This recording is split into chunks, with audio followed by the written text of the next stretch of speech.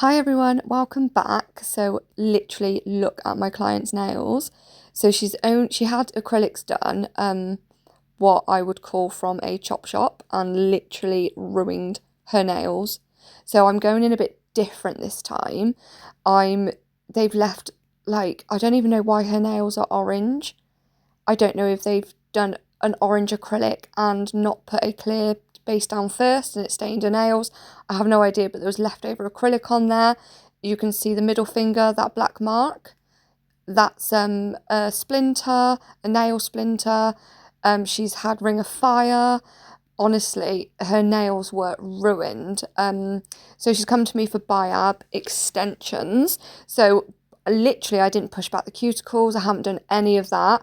I've gone straight in with my 240 grit sanding band. This is a mini sanding band. I just get it from Amazon. I've gone all over the nails, but I have gone really careful just because her nails were quite thin. See that black mark there? That's a nail splinter.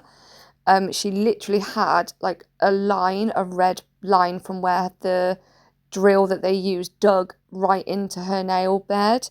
And you can see she went there to get them removed because she wasn't happy and all that sort of stuff before she came to me, because I won't remove other nail tech's work or work over other nail tech's work. And they've literally left half the acrylic on. And it's like, which is probably because she wasn't having a new set. So they were like, oh, you're not coming back to us, so I'll just quickly remove and then remove what I can, you can go, kind of thing.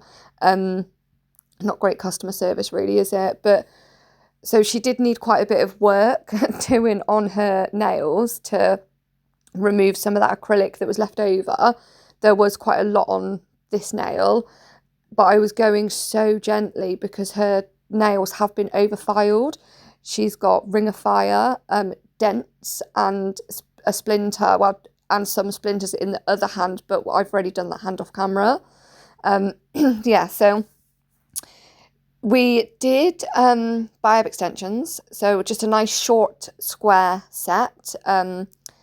Now, she showed me a photo, she wanted them short, and obviously with short nails, you can't have almond because they're too short to have that kind of shape. I hope that makes sense.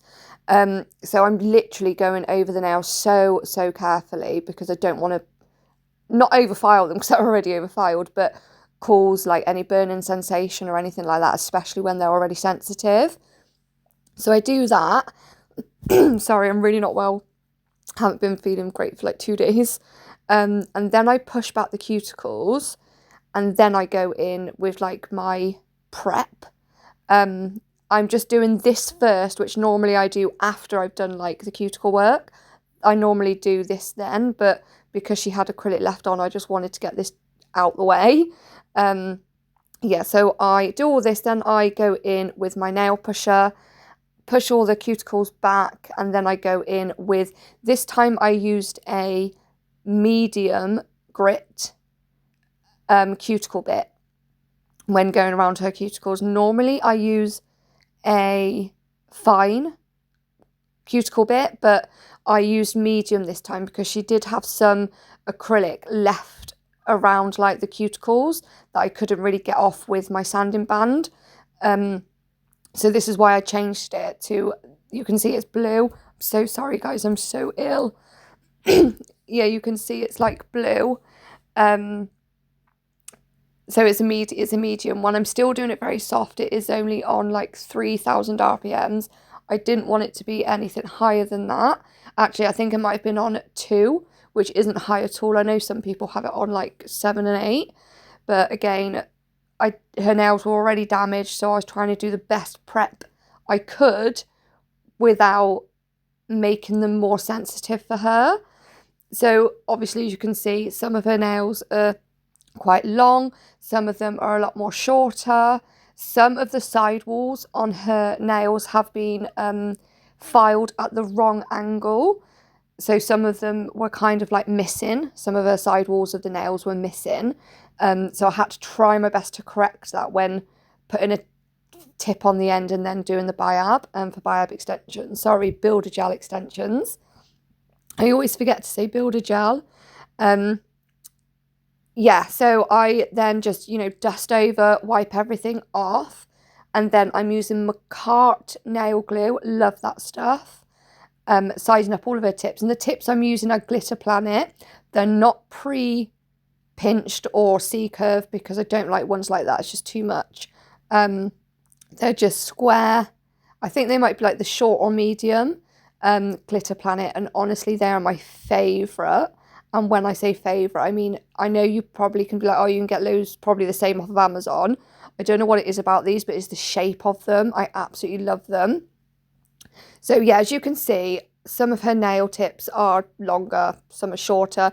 So I'm just going in just to take some of that free edge off. So then hopefully when they grow out roughly the same length, because we do eventually want her just to have either a gel polish over her natural nails or build a gel on her natural nails to get them back into better condition. So she's not having acrylics anymore.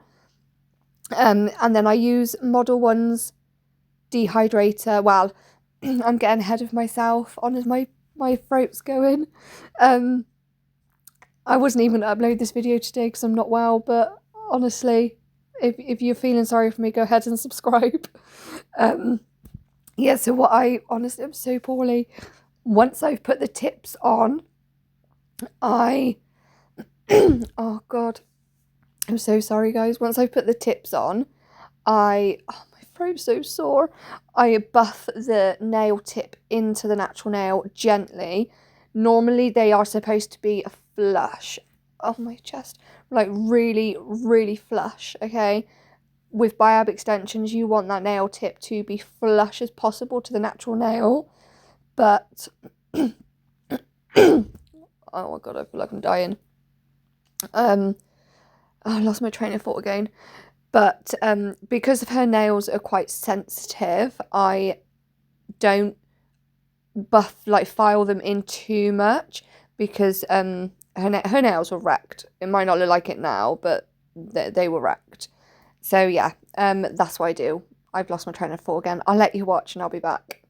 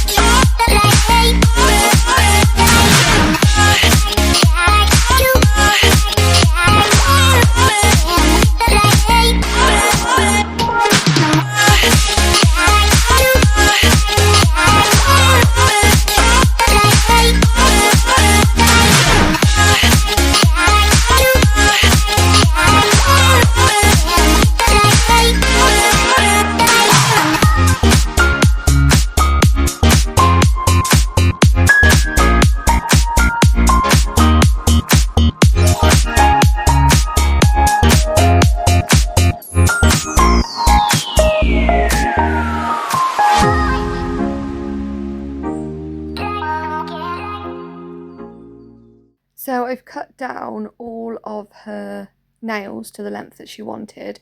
She did want short, so that's what we've done. And then I've gone into the side walls just to bring the square shape in slightly more. I'm really sorry if my voice keeps going croaky, guys, and I keep coughing. I am doing a voiceover, so I can't be bothered to keep stopping and doing all that sort of stuff. But yeah, I'm filing the free edge and then bringing the side walls in slightly so they're not like a wide square, but these nail tips, they're not wide anyway, is why I love them. They're actually a lovely shape. So, and then I go over the top of the fake tip where it meets the natural nail just to blend everything in as best as possible. I didn't want to use, I find it easier just using my hand file than a sanding band. And again, because her nails have already been over filed, I didn't want to risk using my sanding band to blend in that nail tip with her natural nail. So I'm just getting the wings off of those tips. Sometimes the wings like to poke upwards because she doesn't have like she probably has flat nail beds, I would say, than curved. She doesn't really have like a natural curve. Her nail beds are quite flat, but then a lot of her nail beds are short as well. She doesn't have the longest nail beds, so she does have quite flat nail beds. So getting the wings of the fake tip to stick down, it wasn't having any of it. So I was just getting those off. But we've all been there with people with certain shaped nails and things like that. Yeah, and then as always, I dust off, use a bit of alcohol. I don't know if I keep that in though. And then I use dehydrator and primer, which is Model 1's just over the natural nail. You don't need it to go on the tip, it's just on the natural nail.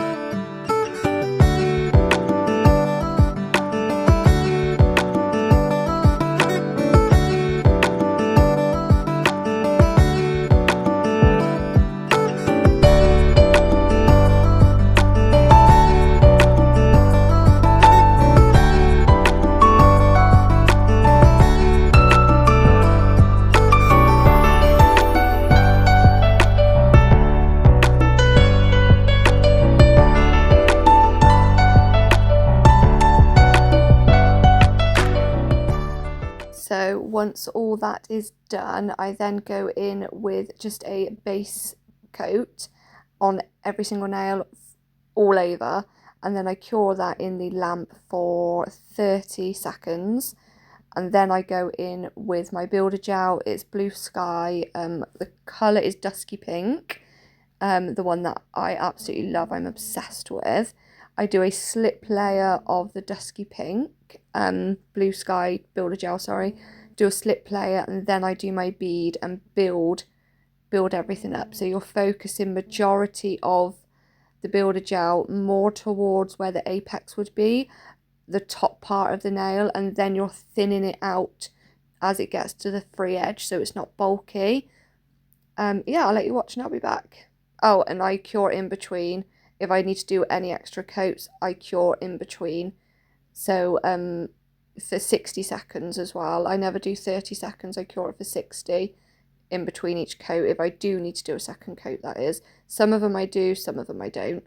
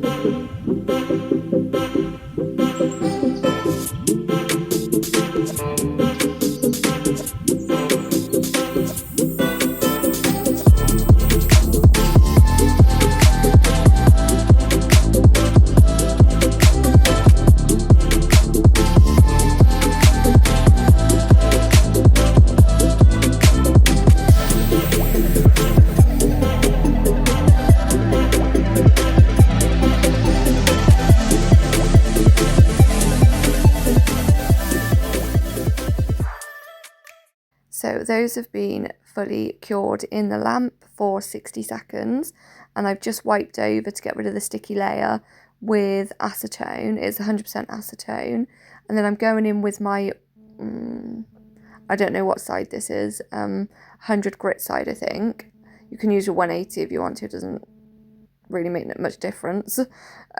Yeah, so just to go down the sides of the nails, just to kind of shape everything back up, smooth over the top of the biab, which is something I like to do, even if it doesn't really need it. I still like to do it to make sure that there's no little dips that I haven't noticed, because that will really show up if you do any nail art or if you just go straight in with a top coat. So I am bringing this nail was quite wide, so I'm just bringing it in, shaping it back up. It doesn't bother me what the biab looks like when it goes in the lamp, because I always reshape everything afterwards. Yes, if I can do it as best as I can, you know, with the shaping, with the biab, as the application, sorry, as best as I can. It does minimize the shaping afterwards, but I'm not really fussed either way. It gets shaped up after. So I always go over the top of the nail and then down the nail as well, just to make sure that the tip of the nail, so the free edge of the nail, is thinner than the top of the nail, because you want that nice, not slope, but kind of, you don't want it like a ruler, if that makes sense. Yeah, so, and then I go in with my buffer around the cuticle, and then I use the buffer to go over the top of the nails as well, to make sure I've taken out any scratches, because if you just go straight in with a top coat after you filed with this, and you just go straight in with a top coat, you're going to see all the scratches. So make sure you go in with a buffer. Literally, it doesn't need much. Just go in with a buffer, and it will just get rid of the scratches that the file has caused. And then I wipe everything over, put a bit of alcohol, spray some alcohol on there, just to get rid of any little bits of dust. And then we go in with the design. So she did have a photo, so I just copied the photo of the design. But the photo was actually gold chrome, but she didn't want gold chrome, she just wanted black. So we went ahead and done that. So I'll let you watch and I'll be back.